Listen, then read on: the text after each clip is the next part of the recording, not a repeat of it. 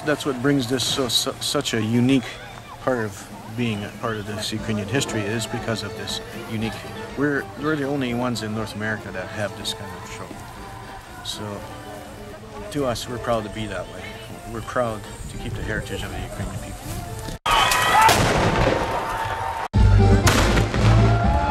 I'm thinking that if Ron Cahoot has hired you, maybe he would like to hire a gypsy like me. Is that his shirt? Because I was going to go, that's weird.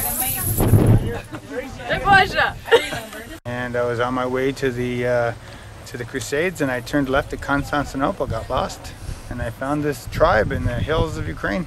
Hi, I'm Shelley, and I'm part of the Canada's National Riding and Dancing Cossacks and Company from Dauphin, Manitoba. And our goal is to represent the 16th century Zaporizhian Cossacks. And we're at Cossack camp today and reenacting what they would do when they were out during their war times and moving from one spot to another, and how they would live in Cossack camp. So there are some ladies getting prepared to cook a stew, and a gentleman that will be cooking a roast this afternoon. And we have guests arriving, and they can dress up and take pictures and be their own Cossack. So the ladies are just preparing the vegetables for the stew, and the children are about to, or could be playing some games if they'd like to. Yes? You think Evan and Sean that you could, and Christian, that you could come and go and play some gunnysack races? I was on my way to the Crusades. You, Sean, and Evan Show should our go guests. have one. Okay, encourage our guests. There's only 3.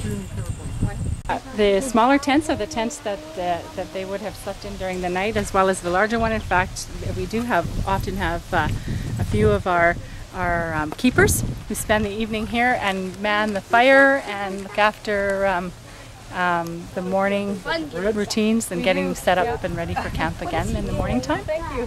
Thanks. The gentleman behind you can tell you more about the weapons, and There you go.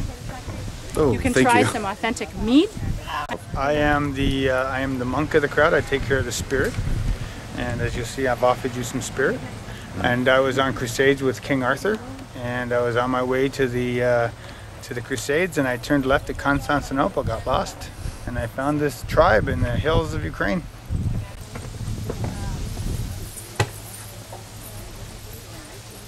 Come on, Albert. Come on. We'll go from here. Glenn, can you come and speak about some of the weaponry? Okay. Tell us what you got. No, we'll just have it to the right. Past time, our children will play different kinds of games like gunnysack races, and they will play egg races, pisanka races, with an egg and spoon. Or they may play games like who has the rock. Glenn, this is some reproduction weapons that were used back in the 1600s, 1500s. This is a scimitar sword the Cossacks would carry. This is called a Nasdaq warhammer. Back in medieval times, when the medieval knights and wearing armor, they would use this to either cause concussions or punch through chainmail. Back in the 1600s, it really wasn't used that much because there was no chainmail. It was usually used for a cane to show authority, such as your captains, your hetmans would carry these. Another weapon was called a Brutish axe. This is an axe carried by infantrymen. Should be cut a lot shorter than this. They used to use matchlock weaponry. Matchlocks, they were so heavy to use that you needed something to hold them on so you can shoot. So you put, if it was lower, you put the matchlock musket through here to fire the musket. It's also used for defensive purposes as well. Oh, great. Is this Moko? Stepped on my toe. Okay, my name is Rob Shumka.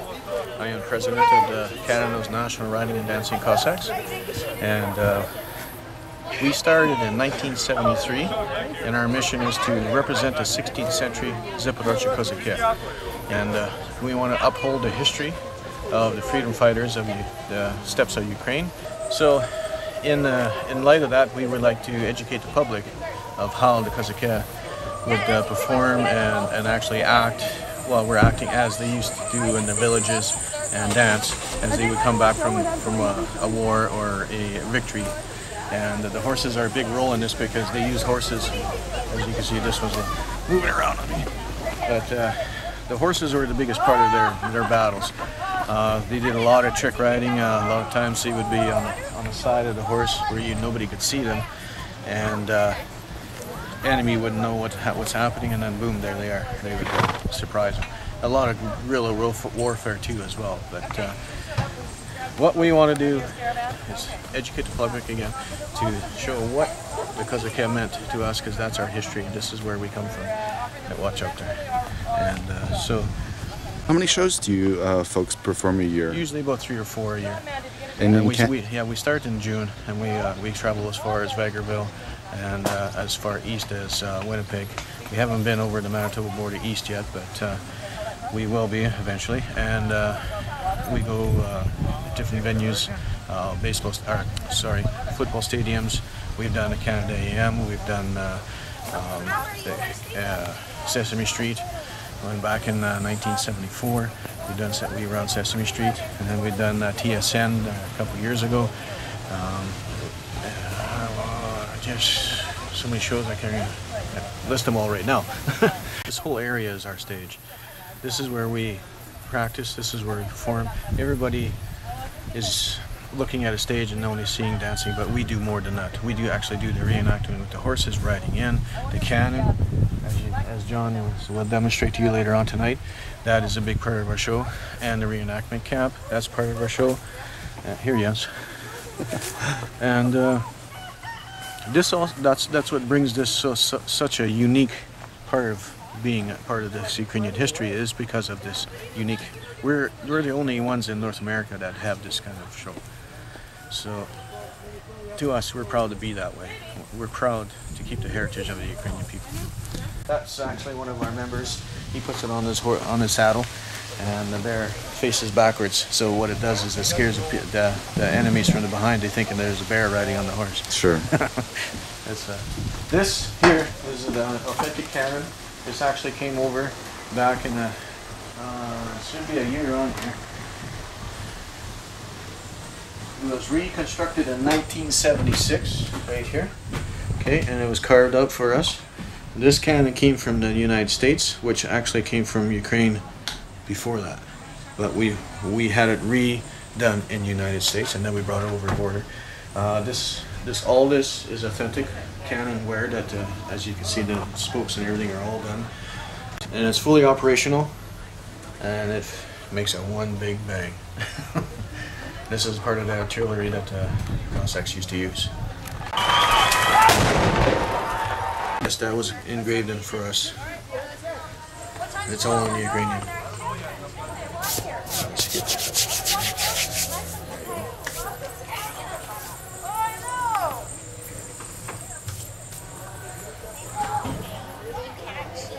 And do you know whereabouts in Ukraine this cannon was made?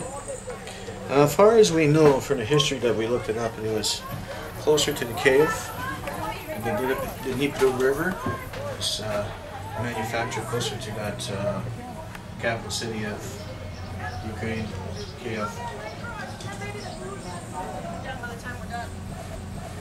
And you and all of the members are expert horsemen. Yes. That's not something you can just pick up by reading a book. No. Well, it's years of riding, and you have to have a knack for it too, because not everybody can ride a horse due to the balance. And I dance, and most of our members used to dance, so the balance is there. But we've been riding since we were kids too, as well. So that makes a difference. It helps you a lot. And if somebody wanted to ride right now, there is lessons that a person can take to ride the horse to become a member of the Cossacks. What's the sense from the horses that they know they're being trained and orchestrated to put on a show? Do they have a sense of that? Oh yeah, oh definitely. They know when as soon as they see the familiar of the grounds and that, they know there's going to be music and people cheering and yelling as we ride in. They love it. They like we do. The hair stands up in the back of your neck when you hear the crowds yelling and screaming. So the horses feel that as well. And when we wait behind the hill for our cue for the guns to fire, they're just antsy. They're just moving back and forth, back and forth. They want to go. They know that's it's showtime. And that's the best part, I think, for myself, is to feel that horse, the excitement coming through that horse to your body. And then when you go, your adrenaline is just full, 100%. Get to the stage and everybody's standing and clapping and cheering. That is the most, best feeling I ever felt in my lifetime, is to be performing with Cossacks. Every year, it doesn't matter how many people you have, they always get a standing ovation. And they cheer and they come to the fence looking for the horses. We got to get you guys to Toronto. We got to get you guys to other places where Ukrainian communities in Eastern Canada. Yeah, because we haven't been east yet. And to the States. Yeah. We're looking at North Dakota next year. Yeah, they have a Ukrainian festival there. Yes, they do at Dixon, I think it is. Yeah. I just want you to take a angle and see what the people come down here and visit, and they look and they take pictures with us. All right, Cossack King. And they come in and they take our swords and axes. Look at the smiles on their faces when they take pictures of it. That's what we want to see. We want the people to be happy to see us. Tough and rough. Because you see how he's holding that sword? Okay. All right, you know what? In the tent, there's a shirt And then and we'll a go shirt over for here on this side everyone. here. We have our little cookout down there. Oh, this is going Yeah. so good. Hello there. This is a flintlock musket. These were developed just a little bit after Cossack time. This is 1762. 1762 was when this was made.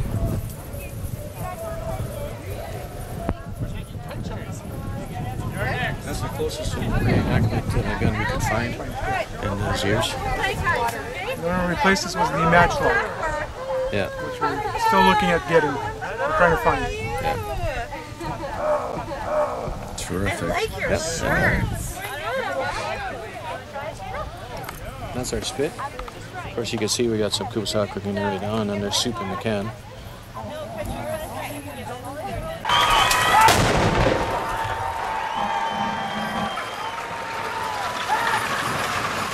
Oh, what do you think? Not a bad way to start.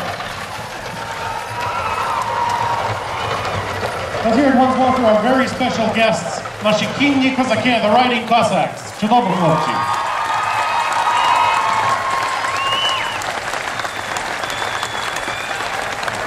So what an amazing evening we've got. You know, the sun's already... Будьмо! Будьмо!